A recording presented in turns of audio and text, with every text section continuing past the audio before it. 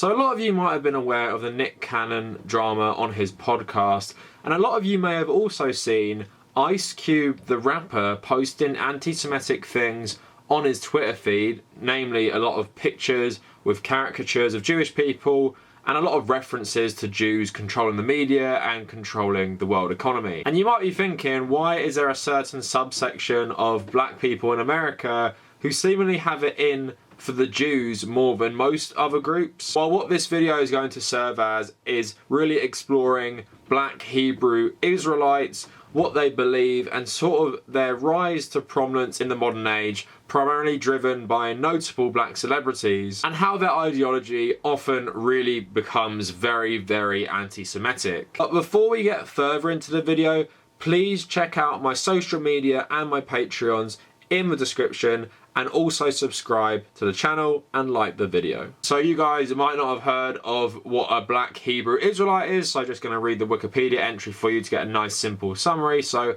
black Hebrew Israelites are groups of African Americans who believe that they are the very descendants of the ancient Israelites. To varying degrees, black Hebrew Israelites incorporate certain aspects of the religious beliefs and practices of both Christianity and Judaism, though they have created their own interpretation of the Bible. Many choose to identify as Hebrew Israelites or black Hebrews rather than Jews in order to indicate their claimed historic connections. So black Hebrew Israelites are not associated with the mainstream Jewish community, and they do not meet the standards that are used to identify people as Jewish by the Jewish community. They are also outside the fold of mainstream Christianity, which considers black Hebrew Israelism to be a heresy. Black Hebrew groups were founded in the United States during the late 19th and 20th century, from Kansas to New York City, by both African Americans and West Indian immigrants. In the 1980s, the number of black Hebrews in the United States was between 25,000 and 40,000. Black Hebrew Israelism is a non-homogeneous movement with a number of groups that have varying beliefs and practices. Various sects of black Hebrew Israelism have been criticised by academics for their promotion of historical revisionism. So also, according to the Anti-Defamation League, some but not all sects are outspoken anti-Semites and racists. As of December 2019, the Southern Poverty Law Center lists 144 black Hebrew Israelite organizations as black separatist hate groups because of their anti-Semitic and anti-white beliefs. So to first address the historical revisionism part, I guess what historians would be referring to is that African Americans are primarily made up of populations who were brought over to America as slaves, who would normally come from West Africa or Central Africa. And while you do have black Jews like Ethiopian Jews, they weren't enslaved on the same scale or in the same way as the ones in West and Central Africa. So it's very unlikely most African Americans have a, I guess, modern and direct connection to the ancient Jews. But what this also kind of reminds me of is some white evangelism which thinks that Christians, or evangelicals specifically, are the new Jews. And why they're so obsessed with Israel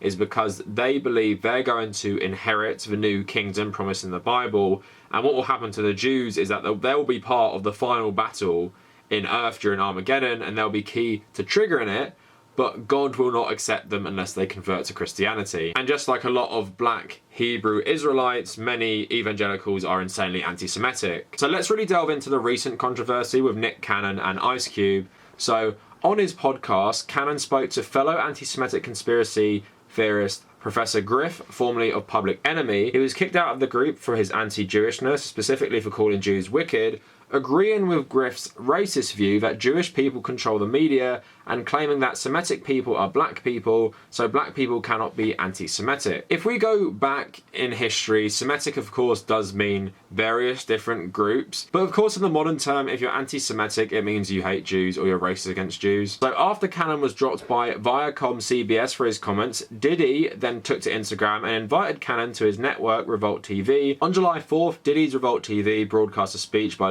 Farrakhan, a man who praised Hitler and repeatedly called Jews satanic. He's also the leader of the Nation of Islam. And they also shared a video of Farrakhan on Twitter in which he called the Jewish head of the Anti-Defamation League Satan and claimed that those of you that say you are Jews, I will not give you the honor of calling you a Jew. You are not a Jew, you are Satan, and it's my job to pull the cover off Satan so that every Muslim, when he sees Satan, picks up a stone as we do in Mecca. I do find it interesting how the Nation of Islam and black Hebrew Israelites really intertwine in their hatred of Jews. But what I think with a lot of these rappers is while they might not themselves be black Hebrew Israelites, they are just influenced by their ideology, and they're influenced by the modern Nation of Islam to make an ideology which is mainly pointing the finger at Jewish people for the oppression of black people. So if you also remember, people like Ice Cube were posting anti-Semitic things on Twitter. So Ice Cube posted the Star of David with a black box in it, and then he went on to post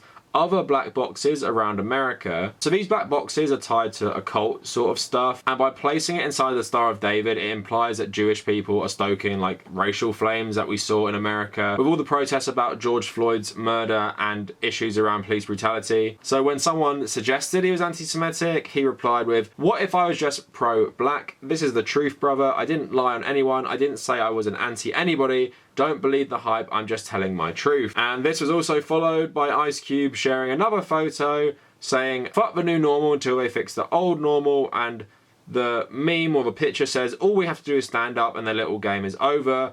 Look at the picture closely. There's a bunch of white men sitting around what looks like a Monopoly board. Notice their very enhanced features, including their noses. Of course, this cartoon is anti-Semitic, and what does it suggest? That the Jews are controlling the world. And I think Ice Cube was actually in the Nation of Islam when he was younger, but it's interesting, like I was saying, how these things mix together. And I want to go back to Louis Farrakhan and how these guys really promote him as someone worth listening to.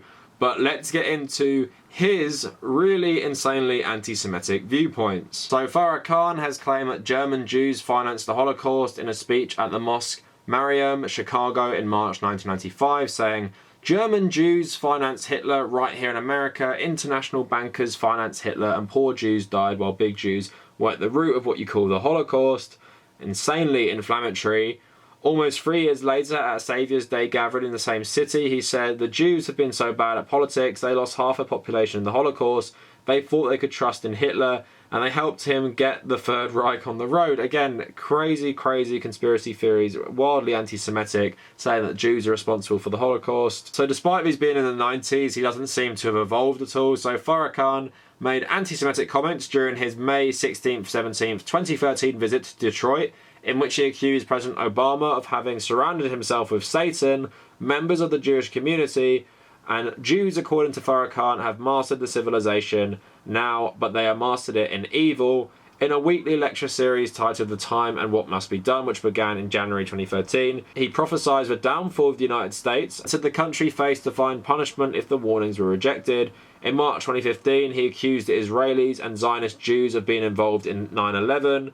In his Saviour's Day speech in February 2018, Farrakhan described the powerful Jews as his enemy and improvingly cited President Nixon and the Reverend Billy Graham's derogatory comments about the Jews' grip on the media, and claimed they're responsible for all the filth and degenerate behaviour that Hollywood is putting out, turning men into women and women into men. So I think it's interesting these guys cite Farrakhan as like one of their heroes or someone worth listening to. Just that small sample of quotes I gave you just shows how utterly insane he is and how insanely anti-Semitic he is. I want to get into the real roots of why a lot of black people in America are quite susceptible to, I guess, Hebrew Israelite arguments and also the Nation of Islam's arguments against the Jewish people. Because it's funny, you'd think people who constantly talk about anti-racism and fighting for black liberation in America don't realise that, you know, racism, although it has its nuances between peoples like the Jews and Africans, it is a shared struggle in that the sense that groups like the Nazis,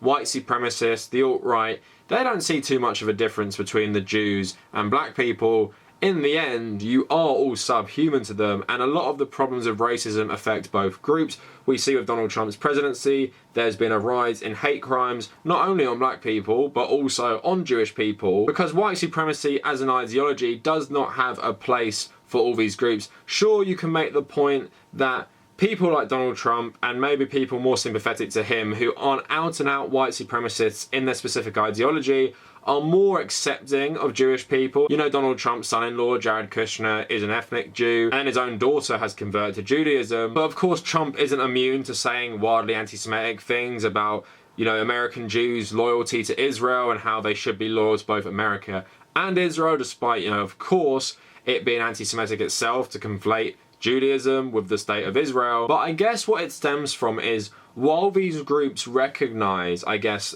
white oppression of black people, and that is pretty prominent in a lot of their rhetoric and a lot of their views. Of course, they've been accused of being anti-white racists and black supremacists, but I guess it points to a larger problem. So various ethnic groups and different groups have faced oppression in the United States. So you have groups like the Italians, you have groups like the Irish, you have Slavs, and of course you have Jews as well. But what happens is, because a lot of these groups are also white and they have paler skin, it's easy for them to assimilate into the population. So of course, economically, these groups eventually did better because they weren't held back as much by bigotry and systemic oppression. And although some of them came to America desperate, they were immigrants, while most black people came to America came as slaves, and for generations they were worked as slave labour. So centuries of racist discrimination and slavery obviously leave an impact that the other groups don't have. But then I find it weird how they buy into the same conspiracy theories groups like the Nazis push about Jews controlling the world, Jews controlling socialist movements, Jews controlling the media, Jews manipulating everyone just to make themselves more money. But I guess for people like Ice Cube and others, it's more about they see the system of power, they see who oppresses them, and then they turn their attention to some Jews who are rich, to some Jews who work in the media or work in politics and have a degree of prominence, and then that easily influences their viewpoints and they're more susceptible to propaganda, especially when you have people from groups like the Nation of Islam, like Louis Farrakhan, influencing their views. I guess when you see all this discrimination, you're looking for an answer, and for some people it comes in the form of pointing the finger at someone, and like many people have done in the past, from Nazi Germany to Crusaders in the Middle Ages, they point to the Jews for their problems. But obviously the very ironic part of that is that Jews have historically faced oppression and discrimination just like Africans have. They've also faced oppression not just at the hands of, I guess, different groups in the Middle East, in places like Judea. They've also faced discrimination by white Christians, just like black people. And of course I made a video about how the origins of modern racism really stem from Christian views about Jews, Muslims, and Africans. In many famous rappers' lyrics, they actually promote things like this, anti-Semitic conspiracy theories. And outside of traditional anti-Semitic tropes, I don't have a real opinion or idea of why these black rappers talk about this stuff so much. Could it be you just have influential people like Louis Farrakhan, who's from the Nation of Islam, which Malcolm X used to be in, so it has a degree of reverence, I guess, in some black communities. So his anti-Semitic views maybe rub off on people, especially people who may be in the orbit of the Nation of Islam, like someone like Ice Cube. But if anyone has any other theories why rappers start promoting this stuff, let me know in the comments. So please like the video, maybe subscribe to the channel. I'm almost on 10k. I might be on 10k already if you're watching this. So please do that. It would be a really great milestone to hit, and personally I'd be super happy about it. If you want to find me on social media, follow me at The Tabernacle, mainly on Twitter, but also on Facebook and Instagram. Please check out my Reddit, so r/TheTabernacle for my subreddit, u/TommyCahill1995 for my personal Reddit. Check out my Patreon and my WordPress and my Medium in the description. And if you made it this far, thank you for watching.